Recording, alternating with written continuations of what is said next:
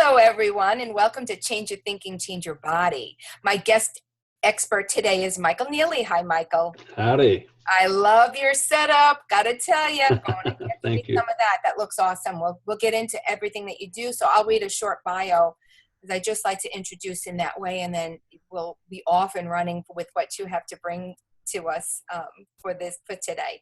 So Michael Neeley is a former professional actor and medieval knight turned speaker, author, podcast host, and personal development coach.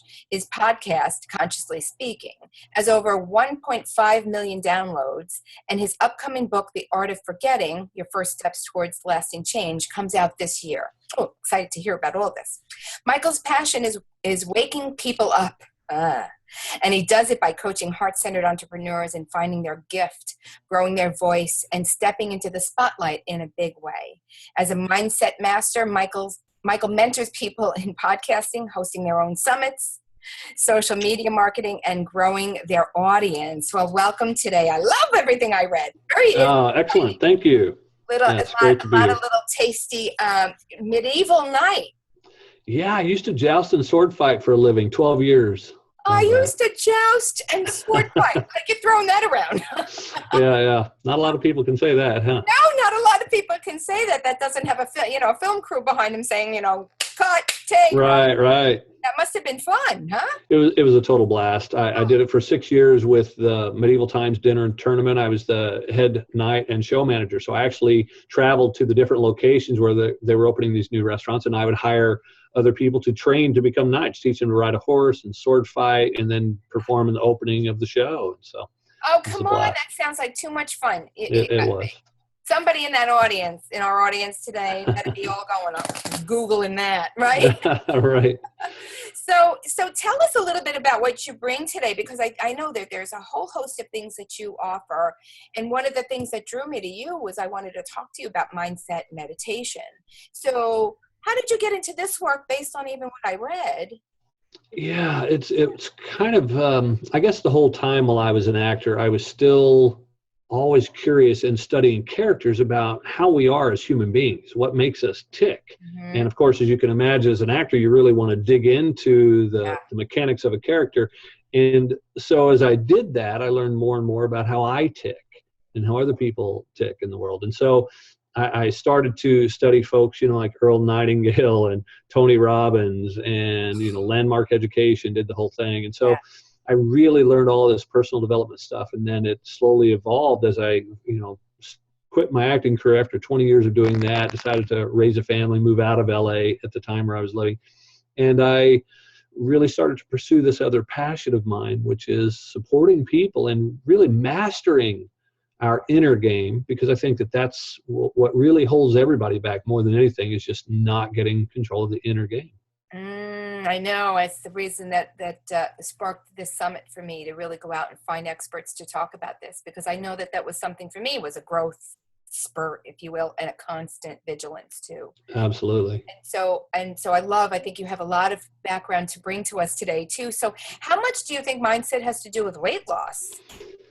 Well, for myself, I think it's got everything to do with weight loss. I was joking with someone just the other day. I had a guest on my podcast, and weight came up, and I said I've probably gained and lost over 1,000 pounds in my life.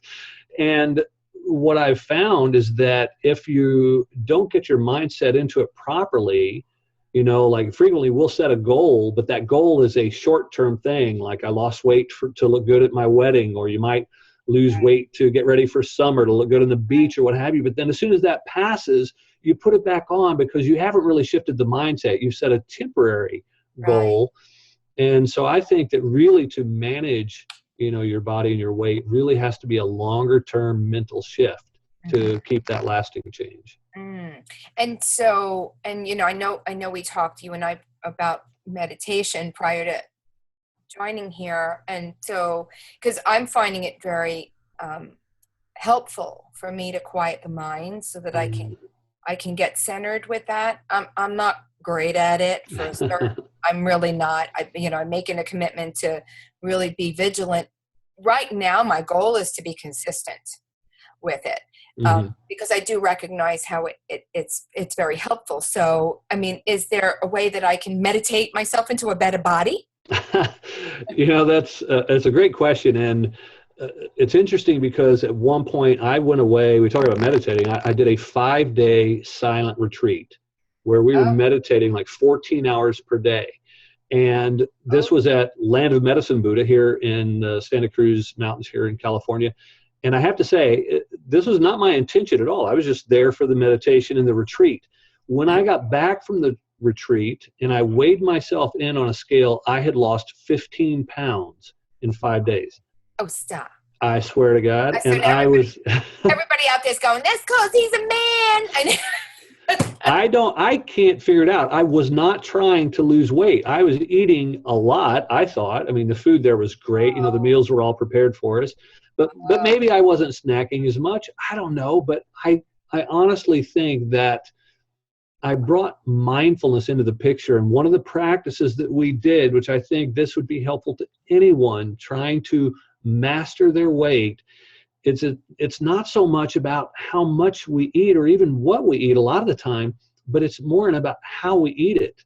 And so during this retreat, I was in the practice of mindful eating, in which I would take my fork, take Oh, a bite, set my utensil yeah. down, rest my hands in my lap, and chew and meditate on the food that I was taking into my body. Then when that bite was done, I would pick up my utensil, get another bite, raise it to my Oh, mouth. so very deliberate.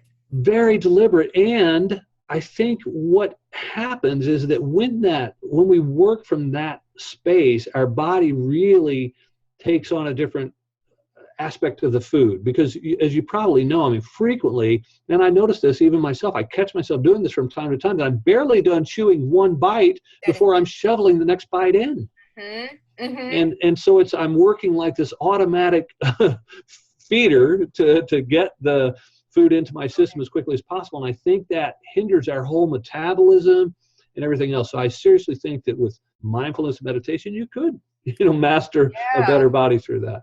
I know I read a book, I can't remember who wrote it, but he said if you're going to eat out of the refrigerator, pull up a chair. And I Probably thought, makes sense. you know what that was like such an awareness of Hmm. that. And I that probably has, I'm going to do that tonight when I eat. Try it. Yeah. Because I'm thinking, as you were speaking, I'm thinking about how I eat, and it's, my mind is on what the next thing is.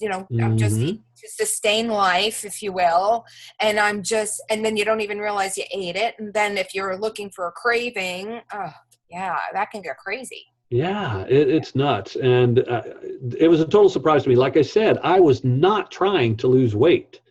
And when I got back and I weighed myself in, I was the lightest I had been in Oh probably wow! 20 years, just through that weight loss of those 15 pounds In over 5 that days. time. Yeah, in five Hey, days. for 5 days, for a week, oh, let's put out a little challenge there. If you had mindfulness eating, I'm going to try it. Mindful.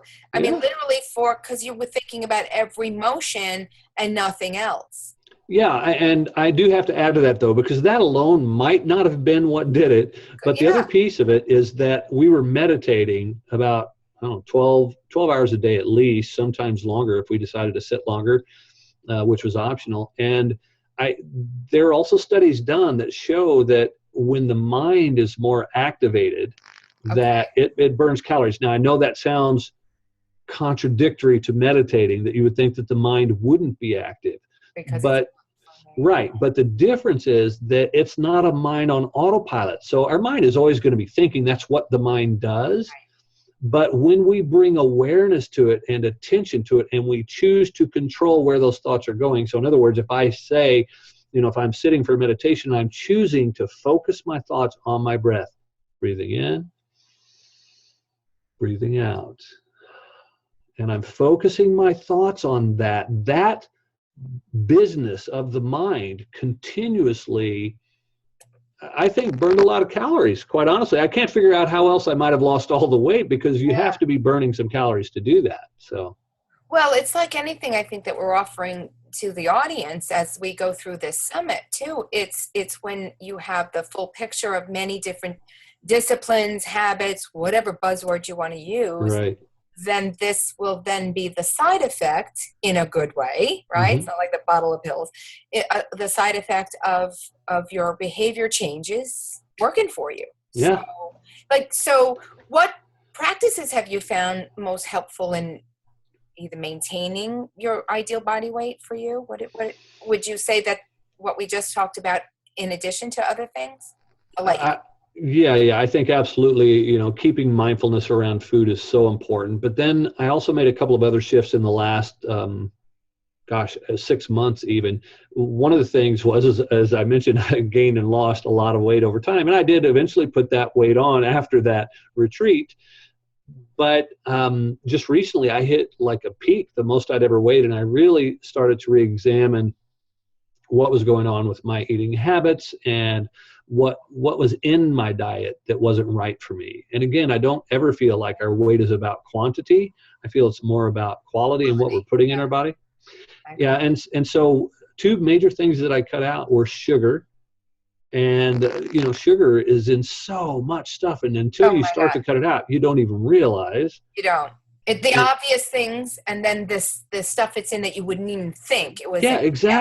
exactly. So I cut out sugars, and my wife is gluten intolerant, and so I decided to cut out gluten just to see what that would do for me. I actually went on like a no carb kickoff to start the weight loss, but then I just decided to really keep my carbs low. So I don't really eat bread. I mean, I'll have it occasionally, but I think those two things, and then for me, Lucia, this is the wackiest thing I've ever done, because I've always, like back in my earlier days when I was in better shape and didn't have to worry as much about weight, uh, I used to drink low fat milk because I didn't want the fat in the dairy, and I would avoid using butter and stuff like that. Well, now what I do is I start every morning with a bulletproof coffee, which means I'm putting in a tablespoon of butter and a tablespoon of virgin coconut oil and blending it into my coffee, and I'm just taking in this pure fat. But you know what? I'm continuing to lose weight even without really trying, Mm-hmm. because it's good for the system. They're good fats, it's helpful. Right. And so those three things in combination: low carb, low sugar, and bulletproof coffee. And I've lost over 30 pounds in the last 6 months, and I'm continuing to get back down to my ideal Oh, weight. So sweet. yeah, That's sweet. yeah, So, and I like that the healthy oil. It is about healthy oils. It's not about get rid of all the fats out of your diet, right? exactly. And all of that too. So, and I know we talk. So, as it relates to meditation too, because I really want to pick your brain on this, because I Hmm. think that I feel like it really offers such great opportunities for people when they can quiet their minds and just for many reasons, especially stress reduction. I have met so many people that are on overload stress. Hmm. And I could fall victim to that too if I don't really watch too. So if I could pick your brain on some easy ways for me to,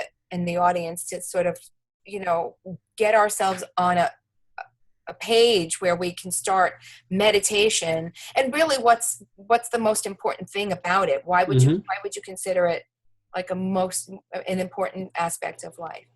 Yeah, this is a great question, and there's so many facets to it. And so the first thing that I Yeah. want to cover in that, especially if it's somebody who's just coming to Yeah. meditation, is that frequently what happens is people will beat themselves up because they feel like, oh, I couldn't quiet my mind, therefore I'm a failure at it, and I'm not even going to try. Yeah, it happens to a lot. But the truth is, that's not the goal of meditation. Thank you. We can't quiet our minds. To just be able to just think nothing is nearly impossible. But what you can do is you can bring awareness to the thinking. And so that's why we'll often in meditations, especially guided meditations are great for this, is to keep bringing awareness back to the breath. It's something steady that you can focus your thought on. You're still thinking about it, but you're thinking on something very specific and very calming. You're not letting the mind go wandering. Now, of course, what will happen is after you're thinking on your breath, breathing in, breathing out, after a while doing that a few times, all of a sudden you'll be thinking about, oh man, I gotta do this for work tomorrow. I forgot to take care of that. So these thoughts are going to come up, Yeah. and you're going to drift. And the whole idea is that you just know that you're going to drift, be okay with that. And then as soon as you bring awareness back to it and go, oh, damn, there I am thinking some wild thoughts again, bring yourself back to the breath. And the idea is over time that you can shorten that gap between, how long it is you're drifting to when you bring awareness back to it. So that's number one, is don't beat yourself up on it. That's, Yeah, don't judge it. I know I yeah. get very judgy about it. I know what I worked with my coach in doing this at one point, and he talked about meditation is, think of it as speeding cars Mm-hmm. and getting to the space in between each car. Mm, And I said, oh, I could do that. I had to wrap my brain around how to put the thoughts in so that I wouldn't judge them, to your point. So right. continue with the process, because I love this. I really want to encourage everyone to at least start trying this, because it really. Absolutely. So what's the second step? Well, absolutely. And I love that you say to encourage people to do that, because this is the other piece of it, is that frequently people think, oh, well, I don't have 45 minutes to sit down and meditate, or I, have a hard time getting or finding the time for it.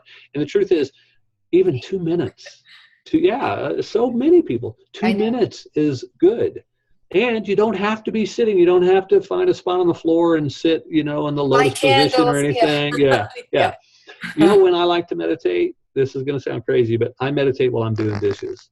Ah, And the more you meditate, you'll find that you can do walking meditations. But I meditate when I'm doing dishes, because what meditation really is to bring your focus to what it is you're doing. If you're just sitting there and breathing, then you're bringing your focus to the breath. breathing. But when I'm doing dishes, I focus washing the plate, which reminds me of the old, the Karate Kid movie, wax on, Wax off. wax off, But as I'm working, on the dishes, it's like I'm washing the plate. And my attention is focused on the plate, as opposed to thinking, oh, damn, I don't like what I'm doing with these dishes. I wish I were doing something else. Why doesn't anybody clean up after themselves? All these other thoughts that go wild, bring those thoughts back to, I'm washing the plate. I'm rinsing the plate. I'm putting the plate in the dryer. Like you did with I'm eating and I'm putting the fork down, and now Exactly. I'm chewing. Exactly. Yeah. Eating can be a meditation. Walking meditations are great. If you're going for a walk somewhere, just walk meditating, bringing your concentration to the steps that you're taking, one step after the next step, after the next step. I meditate sometimes when I drive. As a matter of fact, with my show Consciously Speaking, I would do meditation episodes once a week, and I recorded one guided meditation while driving my vehicle in the rain. I just sat the recorder up on my dashboard, and I guided people through a meditation in traffic in the rain. You can totally do that. I mean, obviously, because it's about bringing awareness. So I was just bringing full awareness to driving, but in a meditative way. And so what would you say to interrupt? So people are saying, okay, I get it. So that's what's in it for me if I do that. So what's in it for me in bringing my awareness to whatever? Yeah. No, it's great. It's you're exercising a muscle. If you can think of your mind as a muscle, that we don't usually, but we should think of it as a muscle. And a lot of people also don't think of it as like, I think of it, if there of course is the sixth sense, which people consider as clairvoyance, but I think it is one of our faculties of, like, our hands are made to touch and feel, our tongue can taste, our nose smells, our eyes see, our ears hear, and our minds think. That's what they're designed to do, is to think.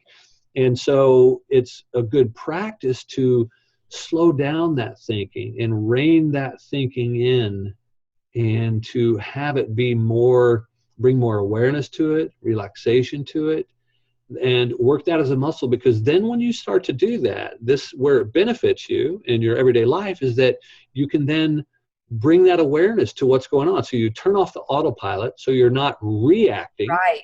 You're observing something that happened, and then you can choose, as opposed to going into an automatic reaction to something. You're at choice there because you have that awareness to slow down your thinking and go, I notice. And frequently the notice might be something happens in the world to us, but the noticing might be back in us to go, I noticed that when that woman bumped into me, I felt very angry. As opposed to the reaction might be going, hey, look out, Right. But to bring that awareness back in. So right. And I hope that helps. It does, because the discovery, so here's how I started to use it, because it was what brought me to recognize that the thoughts that I didn't even know I was having, I always refer to it as this, like I could be talking to you. It's kind of like when you're watching the news, when you're watching the news and the newscaster is talking, but underneath the newscaster, Right. All the text and the words. Yeah. That's my brain. That's my brain when I'm talking. And so those things, I'm trying to pay attention to everything. I'm really trying to give my attention to the obvious, but that tape that goes. So I was able to quiet my mind enough to then look at those thoughts and to have some discovery, because I realized I was playing a story in my head. And Oh I was yeah. like, wait a minute, that's like not even true, but it's going, because I call this, when you download the computer and you got to do a disk cleanup. I didn't do a Right. disk cleanup, right? So our stories stop us in so many ways, don't you think? Oh, absolutely. So how do you think it impacts our body even? So if we can tie it to that. Yeah. Well, I think it does it on multiple levels. One might be, and this is an interesting piece about it too, is that, when we look at ourselves in the mirror, is Mm-hmm. we see that body there, but Mm-hmm. then we create a story about what we see. Absolutely. Okay. So the truth is I look in the mirror, I see a man's body, and a body that weighs 230 pounds right now. And I can then start to make everything else I say about it becomes judgment or story. I can say, oh, that's too fat, or that's too flabby, or that's too wrinkly, or whatever other stories we Right. might All the make men in up. my family are that. Yeah. Right. Mm-hmm. Yeah. Mm-hmm. And so if we could just look at that and go, that's a man's body that weighs 230 pounds. And then where it becomes really important for ourselves, I think before you can make any real positive shift, is you have to love yourself, Mm-hmm. love where you are, and then you can still set that goal. It's not that, maybe and this is where I want to be real cautious, because Yeah. you don't want to approach, I think, a weight loss goal from a place of negativity, like I just hate where I'm at, therefore I want to be somewhere else. I Right. think we really need to approach it from, I like my body, I love myself, and I want to be even more healthy. Yeah. And whatever that looks like, let my body determine that as I bring more health and vitality to it. Mm-hmm. And then the body will start to shift. But if we're sitting there constantly complaining about it, and you're so fat, and then not only that, especially if we say frequently enough, you're so fat, you're so heavy, you're so whatever, then that becomes an attachment. It's almost like an affirmation. We're Right. we're we're making that become the truth because we speak it enough, instead of just saying, I love my body and I wonder what it'd be like to bring more health and vitality to it. Which, I know a lot of people out there are going, oh, well, listen to him. Easier said than done. He's even sharing his weight. Which Every is, woman out there is going, well, like, is she going to share her weight? yeah. And it's see how we play a tape in Mm-hmm. our own story. And I have to say, I've done this for myself, to really look at my body, talk about, admit what's coming up and what Mm-hmm. I don't like. Half the time it's a definitely I don't like. And I thought, this is not, my quest for self-care Mm. this will not be congruent to that end, right? If I constantly feel this way, for my self-care to be anything that's going to help me get to the next level. And so, but it was so difficult, I will say, to change that tape and that story. I had to really dig deep, to change that, and really said it enough times. And it's still a work in progress, I have to say, because, as our bodies fluctuate, Mm-hmm. I talked with somebody else about, over the age of, everything that starts happening and whatnot. And in a lot of ways, I welcome that. I welcome, and not that I want to sound judgy, but, I'm not going to get plastic surgery. This is my face. I'm 59 years old. This is what I look like. And this is, Mm-hmm. the results of, I did skincare, and I still appreciate, that. So I'm trying to have that same attitude, though, about my body, because now Mm-hmm. it's about, if I want to appreciate and change that, well, then what work can I do towards it being at the optimal of what I think I want it to be, right? Because I tried Yeah. to reverse engineer it, if you will, versus try to figure out. I mean, I have many reasons. I grew up with parents that were in the Depression, so you had to eat everything on your plate. It was a sin and all that other Oh stuff. yeah. So, and I get it. I'm not blaming my parents. It was just the tape I play now because that's what happens. I trigger. You have to play because that's what I was told. And I'm very conscious of that now. So, and changing that. So when it comes up, it's interesting. But that love in your body part and changing your story, we need to invite that in terms of that. I know you coach to expectations, and maybe this segues to that because I have an expectation of myself, don't I? So maybe you can help me understand also what that might look like. Yeah, absolutely. So we live in this world of expectations. I mean, ever since we were children, it was ingrained into us to meet certain expectations. You were expected to behave, or you got punished. And then when you got in school, you're expected to get good grades, or you failed. And when you got a job, you were expected to do your work, especially if you wanted to get promoted. And so we could go on. Yeah, right. Forever. And so there were these external expectations that the world held for us, people in our tribe, our family, friends, peers, employees, employers. And then there's these internal expectations. Yeah. And these can be even stronger because, and even though they may have originated somewhere outside of us, we've taken them on as our own. And so in the realm of body type, well, let me put it this way. Even I used to be an actor, as we talked about, and there are expectations as an actor. If you're going to be playing a leading man type of character, which I was doing back in my acting days, you needed to stay in great shape. You needed to take care of the way you looked. That was so important, and there were expectations around it. And many of those then now, and this is my challenge because I'm not an actor anymore, but I still frequently find myself holding myself to those standards like, well, you don't look like a leading man anymore. You're sagging and you're heavy and all this other stuff. And I've got to realize those expectations aren't realistic for me anymore. Right. And we're going to say that again. I'm just going to stop you and say, hear that message. Yeah. That's not where I'm at now. Right. I think that's so key in changing the story to the current story. It's like, do the update. I mean, Apple, iTunes updates every 12 weeks for God's sake. Right? That's right. So, no, I love that. I wanted to pause there for a minute because that really went for me to say, wow, I don't know that I do that enough. Where am I at today? And is it the same story, the same expectations?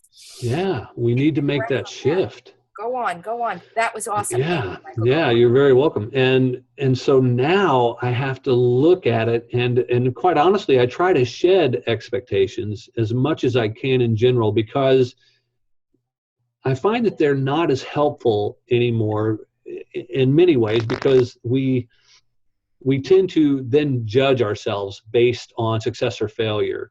And neither of which I think is very helpful because frequently, like I said about the up and down with the weight is you might be successful, but then, that was that, oh, great, I'm going to eat something to celebrate maybe. And boom, you start to put the weight back on. Yeah. But I think if we instead look at my body as my temple, what does it want to be healthy and full of vitality? And forget about the weight piece per se, but really pay attention to the impact of food. And as I mentioned earlier about the whole, giving up breads and glutens, I didn't think I was gluten intolerant. I just scoffed at it. I swear, my wife still jokes with me about it.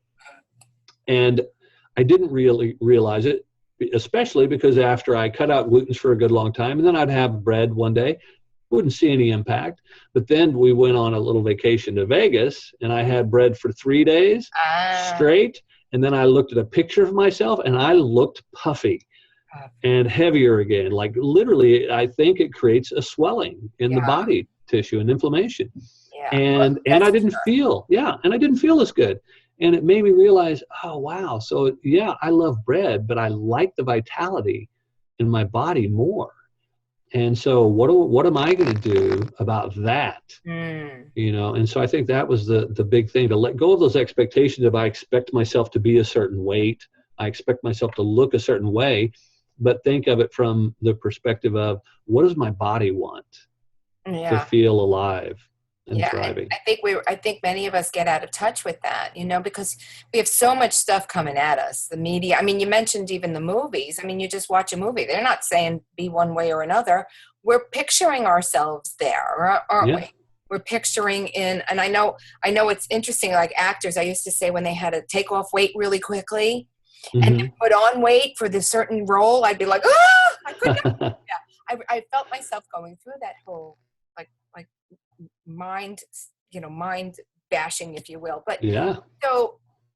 so there's a lot really with what you said. I appreciate everything that you said, but I think pulling in even the things that are around you, the people who are in your life, the energies that are in your life, because they're going to be, they may or may not be congruent to your new thinking if this is what you're choosing. Right. And so there, right there is, I have a client who, she wants to eat a certain way, Hmm. and the rest of her family doesn't like that food. Let's Mm. just put it that way. And so, but for her, that food and her preparing it means love.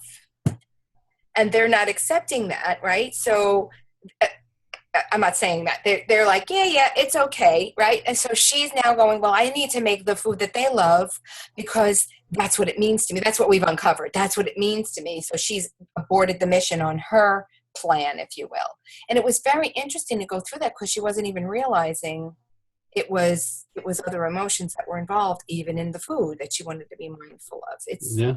and the expectations thereafter, and finding something else for her to show love to her family was an interesting process too. So I think that there's everything that you need to be aware of that are coming into play here before you have expectations on yourself about how you want to do it, judging You sure do.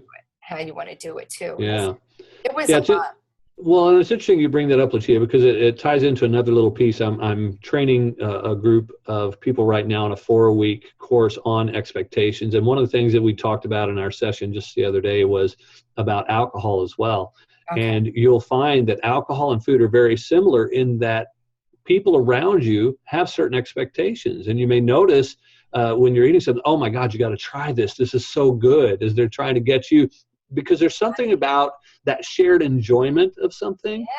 Yeah. And even though it may not be healthy for you, not something that you like or that your body likes, they're going to try to influence you.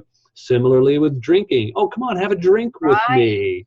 Have some dessert with me. I don't want to have dessert alone. So these expectations around this, Yeah. that we really got to reshift our world on the outside. There's this expression, if you want to change the world, you need to start with yourself.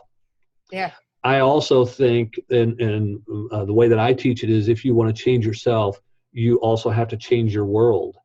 And what I mean by that is that you have to change the expectations of the people around you so Right. that they now know to support you to show up in the way that you want to be.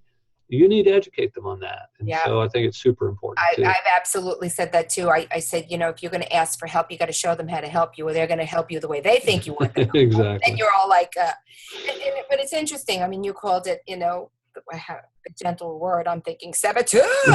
Right. Yeah, I'm like, get the jousting stick that he has and the swords. But boy, I would love that. But I think that also it's really about strengthening my resolve with that too, so that I should still be, vigilant to what I want and why I want it so bad. Sometimes I blame Oh, yeah. saboteurs, and then I'm like, well, how can you blame me? Shove the cake in front of me, or he gave me the glass of wine, and I could go there, but rather than maintaining the focus. But I like that. You do. Energies are contagious, and who you surround yourself with is contagious as well. So Yeah. we had a lot to talk about today, a lot of things that you offered us too, and I want to encourage everyone to try a little something with that. You have a free gift for everyone today, Michael. Why don't you share with us what that is? Yeah, I'd love to. So my book, The Art of Forgetting, Your First Step Toward Lasting Change, is going to be coming out soon. It's not complete. As I mentioned, the course that I'm training right now is actually to flesh out some more real world stories for the book. But what I'm going to give viewers right now to the summit is they can get access to the first chapter absolutely free. And then when the ebook is available, you'll get the whole ebook absolutely free. And Excellent. and you can go to find that at michaelneely.com/CYTCYB. Okay. CYT. Oh, that's going to be like a song. Yeah, yeah. That's right. And Change I your will thinking, have change your body. exactly. I have all the links there for us for you, and then when the book finally comes out, we'll make sure that everybody is alerted to that because that's a really generous gift. Thank you. It's And my I'm pleasure. excited even for the first chapter. I think that today Yeah. would that be something that you think that for a small change that people can start with today? What would you suggest? Yeah, I do think so. As a matter of fact, I will include with the first chapter the introduction, which tells a little bit, kind of sets up what it's all about. And then the first chapter actually starts in with some practices, some things that we can start to play with to bring awareness to. And then the rest of the book it's designed in like a workbook fashion so that there are practices and exercises to really help to let go of the made up pieces of the stories. That's why it's called The Art of Forgetting. Obviously things happen to us in our lives Right. and we don't want to forget the facts Out out of our there, but control too. Yeah. yeah, but we do want to forget the stories that we made up about it along the way. Right. And if we're going to make up a story, and that would be the final bit of it, is if you're going to make up a story, make up one that supports you, Yeah. that Make it a really, damn good one. Right. yeah, exactly. I mean, Yeah. you're the author of your life. Create a great one. So, Exactly. Get that pen out and start writing it. Well, that was a yeah. very generous gift. Thank you so much for that. Oh, I it's my think that pleasure. there was a lot that we discussed today. And what I want to say to the audience, and I've been encouraging pretty much every day, I mean, you just shared that you're doing some focus groups. I'll call them that. Yeah, Right with gathering your information so that you can give some thoughtful feedback in your book to support everybody. So absolutely. that's what I want to encourage everyone. So, in this email that you got all the links on, please, take a moment to just click reply and tell us what you got out of today. What nuggets and what tips you think you can manage through and get started with today, and what things you're looking for that we can support you. I think that that's way too important because that's what I want to do, right? We both want to focus our attention on the things that people want. That's what we're here to do. So I Absolutely. thank you so much. It was such a pleasure to Oh, it's my pleasure. and we're in the same tribe now, so whatever I could do to support you, I'm going to be on that too. I appreciate it. And likewise. Thank you. And have a wonderful day, everybody. We'll see you back soon. Bye-bye.